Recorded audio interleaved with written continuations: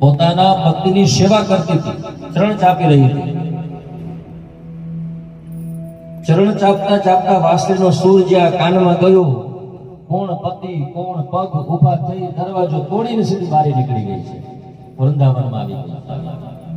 કોઈ ગોપી રસોઈ બનાવી રહી હતી. રસોઈ બનાવતા એટલે હાથ પગ તો ભરાયેલા જોઈ.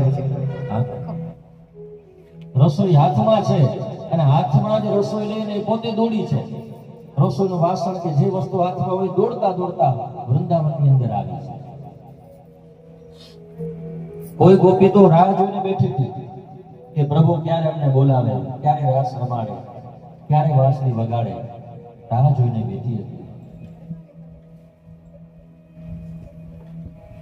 ભાગવતજીની અંદર તો એવું બતાવ્યું છે કે કોઈ ગોપીઓને વસ્ત્રનું સાન ભાન ન રહ્યું, જેમ તેમ વસ્ત્ર પહેરીને નીકળી ગઈ છે. આભૂષણનું પણ ભાન ન રહ્યું, પગમાં પહેરવાના, ગળામાં